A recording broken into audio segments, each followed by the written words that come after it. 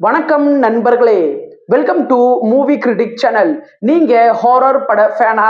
உங்களுக்கு பழங்கால சாபம், கிராமத்து நம்பிக்கை, ஃபோல்க் ஹாரர் இதெல்லாம் பிடிக்குமா? அப்ப இந்த வீடியோ உங்களுக்கானதுதான்.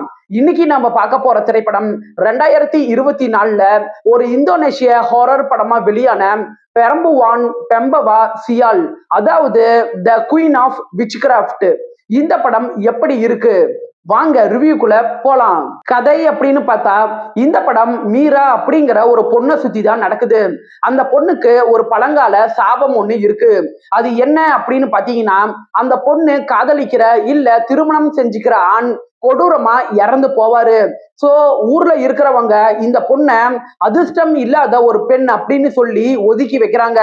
அந்த நேரத்துல பானா அப்படிங்கிற ஒரு இளைஞர் ஹீரோயினோட சிச்சுவேஷனை புரிஞ்சுக்கிட்டு தான் வீட்டுக்கு கூட்டிக்கிட்டு வந்து உதவி செய்யறாரு. இதுக்கப்புறம் ஹீரோயின் தனக்கு எப்படி சாபம் உருவானுச்சு அப்படிங்கிறத எப்படி தெரிஞ்சுக்கிறாங்க, பானாவை எப்படி காப்பாத்த முயற்சி பண்றாங்க அப்படின்னு சொல்றதுதான் படத்தோட மீதி கதையே. பாசிட்டிவ் அப்படின்னு பார்த்தா பல இந்தோனேஷிய படங்கள்ல பார்த்த மாதிரி விசித்திரமான சடங்குகள், அமானுஷ்ய மேக்கிங் இது இந்த படத்துல நல்லாவே இருக்கு.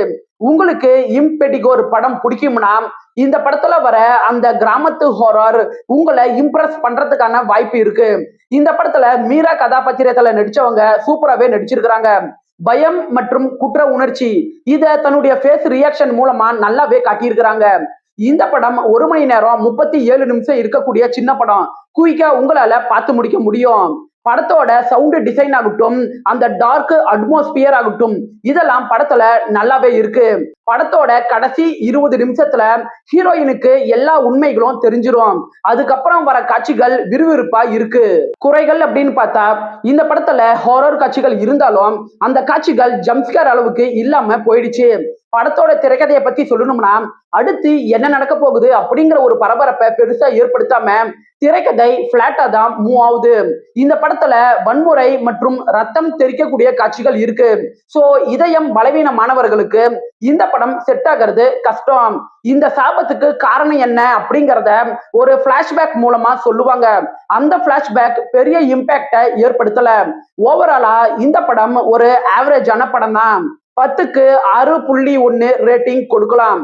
விருப்பப்படுறவங்க பாருங்க. இந்த படம் தமிழ் டப்பிங்ல கிடையாது, அத நான் தெளிவா சொல்லிடுறேன். விருப்பப்படுறவங்க பாருங்க. என்னோட ரிவ்யூ உங்களுக்கு பிடிச்சதுன்னா மறக்காம லைக் பண்ணி சப்ஸ்கிரைப் பண்ணுங்க. வேற ஏதாவது படத்தோட ரிவ்யூ வேணும்னா அந்த படத்தோட பெயரை கமெண்ட்ல பதிவிடுங்க. நாம வேற ஒரு வீடியோல சந்திக்கலாம். அது வரைக்கும் நன்றி, வணக்கம்.